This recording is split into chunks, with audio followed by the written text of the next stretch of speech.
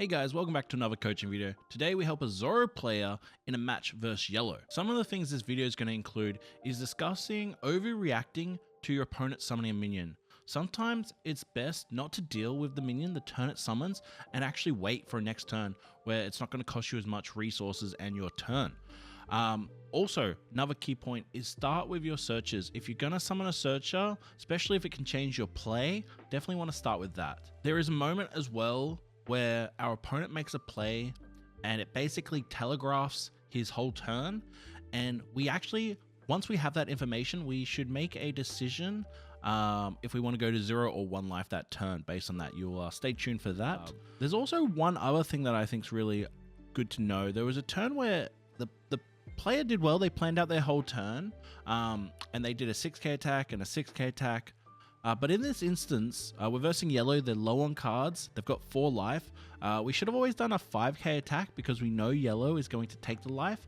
And the other reason is we would have been able to left 2 Don open. Even though we only have 1 Radical Beam in hand, putting the Don on our character to do a 6k instead of 5k basically provided no difference in the situation. Like it's basically the same. I would just do a 5k, but leaving that extra Don open to bluff a Radical Beam or guard point could provide definitely make it harder for our opponent. So that's one thing that we discussed there. And then the final thing is just a little ordering. Remember guys, there's triggers, example like Thunderbolt. So also guys, I'm offering coaching, looking for a few more players to do some coaching with. First session is $20 USD for an hour, and the second session is $30 onwards. So let me know if you're interested in that. Otherwise, stay tuned for more of these videos because these videos are free and I think they're very educational. And again, if you did enjoy the video, remember to like and subscribe. Cheers. Here, yep, 6k.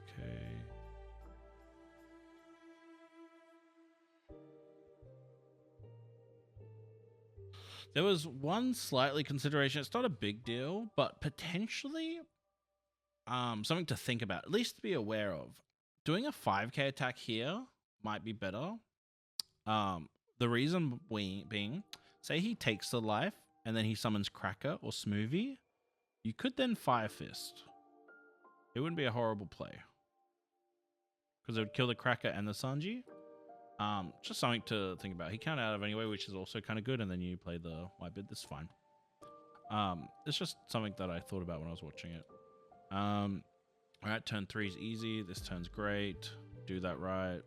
Yeah, summon the Marco. That's easy. All right, and so now let me grab my notes. Yeah, it's like another thing where I think you're just kind of overreacting to the board, like the initial threat, where you can like kind of chill. Like my thought process here is I would definitely want to play Izzo first and see what I get. If I get another Marco, I'll just kill the pudding and do 5k at face. That 6k is not that worried. Like we're happy for him to attack life twice next turn, like he does 7k. We're kind of chilling. We go down to 1 life. The next time we play Marco, we have Radical. Once that 6k attacks life, we just Atama it down to 4,000 and then we just pick it off. If that makes sense. Like we use 3 cards to kill that 4-drop, where if we just let it chill next time, we could just Atama and then just poke it for like 6k with our leader and just dies 100%. Also probably, yeah, I definitely wanted to start with Izzo. You definitely want to build the wide board versus yellow. Like I guess if you're gonna go 5 fists, then this is fine, but I think definitely like you don't need you can develop Marco before you're on 2 life versus yellow. If that makes sense. Don't be afraid to do that. Because that's the other thing is we set up this board where you also, one thing I noticed I don't think you do much is, do you think about what they're going into? Like he's got 8 Don, so now this board is very easily Katakuri'd. Like he just Katakuri attacks and we're there. If we go Izzo plus Marco, his Katakuri can get rid of one of them, but we'll still have the other one. And it just sets up, and also we would have discovered Teach from the Izzo, I believe. But so that was mainly the thing I noticed on that turn. Turn 6. So here, I think this turn we should just always be summoning Izzo first to see what we get. Because it could change our play. Like we had is it 9 Don? 2, 3, 4, 5, 6, 7, 8, 9. Yeah. So if we play Izzo, get Teach or a Marco, we can go double Marco or like Teach and Marco and just do 5k at leader. 5k at leader is great versus yellow because they want to take life as well. because they want their triggers and stuff. Where see, now we end up doing this 9k attack and just missing out. And he gets a cracker as well. Like if we did 5k and he counted it, you know, and then we got the teach. But, you know, we should have a marker on board as well.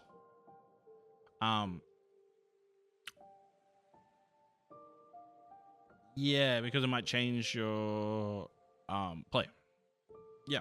Yeah, generally, yeah. If you're going to be playing your searcher, you should search it first. Especially in this situation where teach would have made a huge impact because we could have teach or Marco. So this a turn. When he does the 7k, that's fine. We take that. That's good. Katakuri's our teach. Yep. Damn. All right. So this turn, I'm always looking at. Yeah, we definitely want to play the Marco and the Gordon. Yeah, you end up doing just a 9k on there. I think what's better is what you're meant to do, right? And I'm pretty sure it's just like a good thing that you should get in the habit of it. Instead, right? Yellow also runs like non-counters and stuff where they can't counter. But say you do a 7k attack, what happens, right? What's the two scenarios? Yeah, so if you do 7 and then it dies, well then we can put 2 on Izzo and attack the leader for 5,000, and now we're putting more pressure. Or if we do 7 and we kill it, he's got no cards, we put 2 Don on Izzo, and then Izzo attacks for 5,000, it guarantees dies. So both scenarios here, by doing a 7k, it just, because we have the Izzo that optional Izzo to attack with, we should always be doing a 7k attack here. There's just no reason to do 9 because then we can put it on Izzo. Also, we're not upset if he uses one of his attacks to attack our Izzos either. So that would have been, yeah, I would just be, especially with like so little cards in hand, yeah, I'd just be doing a 7k there first and see what happens. Because now he can't even counter out of it. Like, yeah, imagine if we do 7, he counters out and then we kill it with Izzo. We're in just such a good spot. All right, here. So what's your first thought here when he does this? Okay, so the first thing you should be thinking when they're on 10 Don and they start off with a 5k attack with their leader is they're playing Big Mama. That's just how it goes. Yeah, it's turn 10. It's most likely this is their first opportunity to play the card, and they're not putting a Don on their leader where normally they would to use the effect. So what I would be doing here is countering out, because the thing is, you're gonna take this Katakuri attack, which means then Big Mama puts you down to 0. 0 life is a little bit rougher than being on. Like, I can't, like, this isn't horrible either. Like, you just have to decide though on this when he does this 5k attack, do you want to go down to 0 life or do you want to be on 1 life? And I think because he's low on cards, I'm okay with going potentially to 1 life, if that makes sense. I think with this, yeah, well, if you just use a Jozu, you'd still have 1 life here, which gives you a little bit more flexibility with your upcoming turns potentially. So I think we're at turn 9. Yeah. So what did I write down here? Yeah, I think this is the same thing. We just do Gordon and we do the 7k attack, which I think you do this time.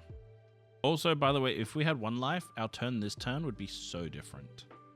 Our turn would be Gordon, do this 7k, right? That's what we should start off with before we summon Marco, right? Because we're just giving away information for free. We don't want to be summoning Marco yet. Just a bit of ordering there. But once it dies, so say we would have 7 Don right here, we would actually go Atama.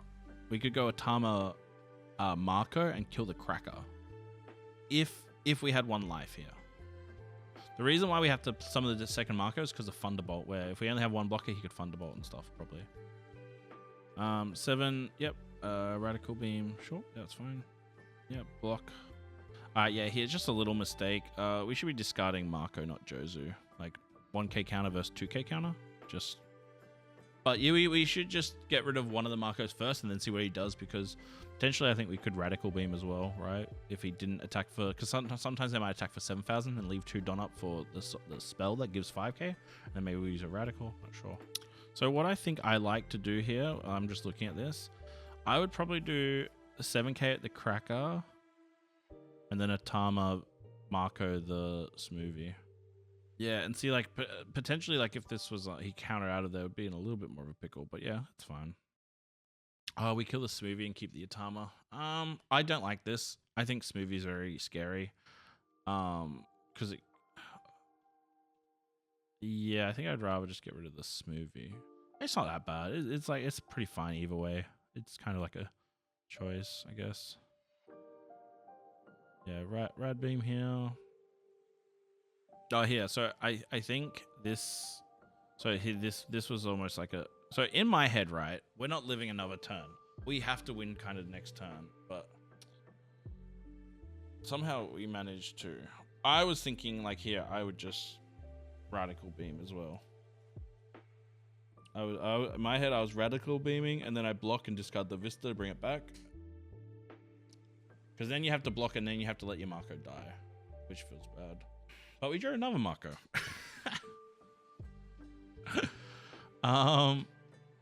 But see, the thing is, like, say we did the other play, right? We wouldn't have radical beam in hand, but we would have another Marco. So then we could potentially, if 2 Marcos on board. Oh, here. So this is a thing where I see a little bit happen. I think you decide to do 6k and 6k. So what you've kind of got to think about, like, putting yourself in your opponent's shoe. Like, what are they thinking? Like, they have 1 card in hand and 4 in life. Like, they're just always going to take life here. Like, they want cards, right? They want triggers. So, like, I would always do 5k attack, because it's not getting countered. And the reason being also, there's another reason which I'll explain right here when you get to the end of the turn. See, because, like, it makes sense. You planned out your whole turn, right? Right? But see how we left 1 Don open? We could have left 2 Don open. And what that does is it makes our opponent harder to play, because now we might have 2 radical beams. We might have a radical beam and a guard point. There's that 1 Don has value in bluffing, if that makes sense. It's not, it didn't need to go on the Izzo. It doesn't really provide, in my opinion. And then our opponent just misplayed with the wrong attacks and stuff. But yeah, and then just the last little sequencing thing. Yeah, attack with the minion first because of, Thunderbolt being able to KO the Marco. Cool.